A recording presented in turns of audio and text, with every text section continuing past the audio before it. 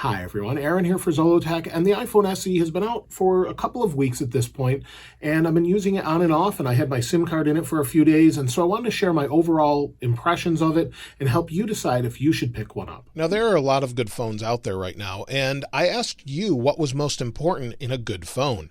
And so I did a poll on Twitter, and what you had to say is specs and then price were the most important thing. And so with the iPhone SE, you have the latest specs and you have a fantastic price. And so this particular phone at $399 is an incredible buy as far as what you get internally compared to what else is out there. Now, the actual phone itself, design-wise, obviously isn't anything new, and I used it on and off for the time it's been out and used it full-time for a few days as well. And it's basically like going back to an iPhone 6 or 6S, 7 or 8, only you have the glass back on the back of the phone just like the iPhone 8 that allows for wireless charging. But the outside is identical. So for example, on the right hand side you've got your familiar sleep wake button followed by your SIM card tray. Now the good thing is this is a dual SIM in the sense that you have a single SIM card here and then you can use an eSIM to set up another carrier as well. On the left hand side of the phone you have your volume buttons, you've got your silent switch, and on the top you don't have anything at all. Now on the bottom you have your lightning port along with your speaker and microphone, and there is no headphone jack. Now of course you could use wireless headphones such as AirPods or AirPods Pro, but that's where today's sponsor comes in, where we can get headphones that are much less expensive that may sound a lot better than AirPods. Tautronics has sponsored this video so I could share with you their latest Sound Liberty 79. These are the world's first AI noise reduction capable headphones, so they don't have active noise cancellation but instead use AI to give you crystal clear calls, up to 8 hours of each earbud with a single charge, and then 40 hours total using the case with USB-C to charge it. And then you can use either earbud. It uses Bluetooth 5.0 and has excellent sound quality and has 6mm drivers inside. I find them very comfortable. They fit in my ear nicely and last all day. They come with adjustable tips as well, and they work well with anything from iPhone to Android or anything else, and come in at only about $50 or so. Now for a quick size comparison, here's the second gen AirPod next to the Sound Liberty 79, and the Sound Liberty 79 do sound a little bit better in my use. And if you'd like to get them for even less, I'll leave a promo code where you can get them for just $36.99. Be sure to check that out in the description below. Now on the back of the phone, you have that glass. Like I said before, Apple has moved the logo to the middle, which is just a nice touch, I suppose. And then we have our camera, microphone, and our LED flash. Now on the front of the phone, that's where it's a little more striking. It's a little bit older looking since we don't have an edge-to-edge display. We have larger bezels with Touch ID. And for those that like Touch ID, this is super fast. It's very convenient. In fact, I know people that prefer Touch ID to Face ID, and I'm sort of up in the air about it. I kind of like either one. It just depends on the situation.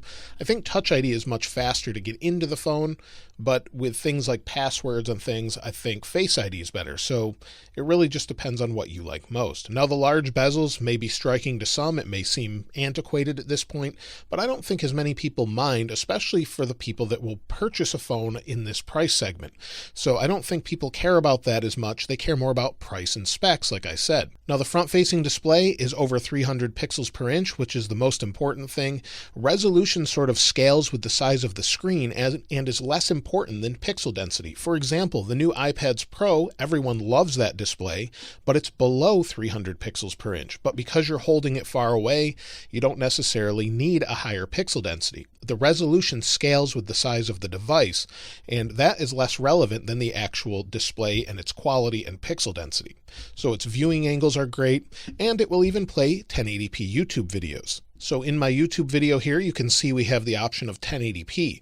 Now the display is closer to 720p, but the OS handles this and scales it appropriately so that you get the most out of your display. So it's just scaling that image, whether it be 720p or 1080p or even below that or higher than that. It will scale it to fit the display and use the available pixels that it has. So the only complaint I would have about the display is it may be a little bit too small for some people that like larger phones such as the iPhone 11 Pro Max. And that's where we talk about the size a little bit here, because the size is perfect for some and not perfect for others. So for example, for me, the iPhone SE is a super tiny phone. Now I've used a phone this size in the past for quite some time, all the way back to the original iPhone, but now it just feels super small. The iPhone 11 Pro Max in my hand, to give you an idea, my hands are very large, so the 11 Pro Max works best for me because I can wrap my hand around it, whereas I can do more than that with the iPhone SE. So it just depends on what works for you as far as the size goes, but for some, this is going to be the perfect size phone. For others, not as much. Now, overall usability is great. The phone never feels slow. In fact, if we go back into Minecraft, I had this open before, it just has to reload here quick since I rebooted the phone, and we can get into this nice and fast, and we'll wait for it here. And there we go.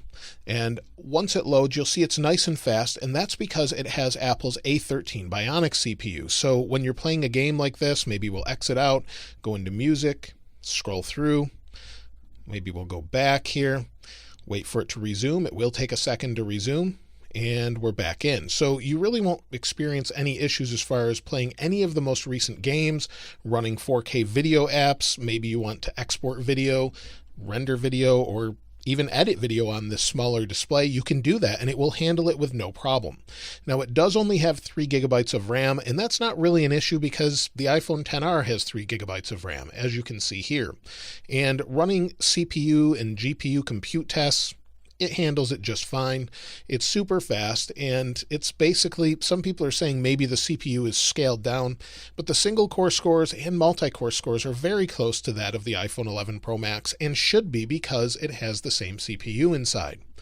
Now, one thing that CPU does with its neural engine is allows for better augmented reality and better camera or photo ability. And so, for example, on the back of this, we have a typical 12 megapixel camera from the iPhone 8, but because we're using the neural engine, it's actually a much better camera in many ways. So, for example, this entire video is being recorded with an iPhone SE and just an external microphone. So the beginning of the video was recorded just with the SE without an external mic, but this part is completely recorded with an iPhone SE. And so this should give you an idea of overall quality. Now, as far as video options, we have up to 4K 60, but because we're running at 4K 30, we get a little bit better image because it's processing the image in real time as we're using the video camera, using that neural engine to calculate all of the different changes to give us the best video available. And so you do have options such as portrait mode, but it's only for people, but it will blur the background in real time, as you can see here around my face. It's blurred around the outside. And also you have portrait mode on the rear camera, but you don't have the ability to do that with objects. So if I put the iPhone in here, you'll see it says no person detected. If I put a person or a bobblehead here, it'll sense a person. I'll be able to snap the photo, and you'll see that it took the photo no problem. So we have that option just for people, just like the iPhone XR. Now here's a few samples of video and photo in real world, just to give you an idea of what it looks like.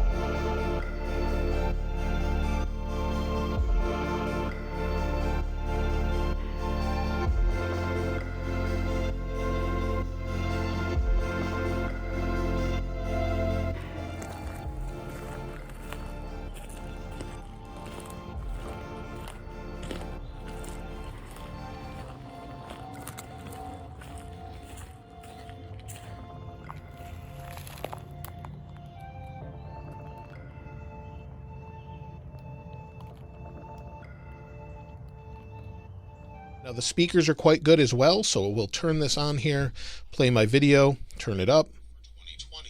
This is every phone that Apple currently sells new on their website or in their... They go nice and loud, and they're nice stereo sounding as well. So you have both a top speaker and a bottom firing speaker that give you a nice stereo sound. They're really quite good, and you should have really great sound from this if you're using it just to play audio, or of course you could use it with headphones and things like that. Now this phone is fantastic, but there are two things that you may want to consider when picking this up.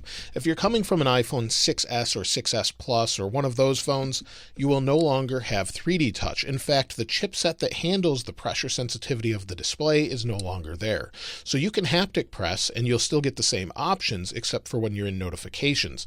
So if we go into a notification, if we press, it's not really doing anything. Sometimes it does, sometimes it doesn't. It depends on the different apps, and it may be a deal breaker for some people. For me, it's not personally, but if you're really using 3D touch all over the place, this just doesn't have it, and no modern iPhone has it. The iPhone 11 series don't have it. The iPhone XR doesn't have it. So just keep that in mind. One other thing to consider is the size of the battery. The battery in this phone is literally half the size or smaller than that of the iPhone 11 Pro Max. And that's simply just due to physics. There's not enough room to put a larger battery inside the iPhone SE since it's a smaller phone. It takes up about this entire side of the phone. So it will get you through the day for most people. And in fact, let me show you my battery life when I used it full time here. We'll go down to battery life. And the days that I used it full time, I had 3 hours and 32 minutes of screen on time, 33 minutes of screen off time. The next day I got 2 hours and 20 minutes. Now this was not the entire battery. It was 50 to 75% depending on which day it was. So most people are getting 4 to 5 hours of screen on time, 4.5 to 5.5. It just depends on how you're using it. But you'll see I used it pretty heavily with email and YouTube and Twitter, and that was my normal battery life. And then I wirelessly charged it at night, place it on the wireless charger, and it's charging. So as you can see here, let's place it back on the charger, and now it's charging. So you have that option, which is nice, especially if you're coming from a phone that doesn't have a wireless charging capability. And in general, this is a great phone, especially if you like small phones. For me personally, it's a little bit too small and the display is harder to read because of its size. But if you really like a small phone, this could be for you. For me, the 11 Pro Max works best, but it's not any different as far as the experience. The only difference is you've got triple cameras on the larger phone and a little bit better front-facing camera. Otherwise, it's basically the same. So the iPhone SE is for those people that still want a small phone, but also want all the newest features. So for a low price, you get the latest chipset, you've got a good camera in it, and a decent microphone, good speakers, and just in general, it's a great phone for the price. But let me know what you think in the comments below, and if you picked one up, or if you'd rather have a larger phone, maybe an SE Plus, if they come out with that later on. Let me know in the comments below. Of course, I'll link the wallpaper in this video in the description as well. If you haven't subscribed already, please subscribe. And if you enjoyed the video, please give it a like. As always, thanks for watching. I'll see you next time.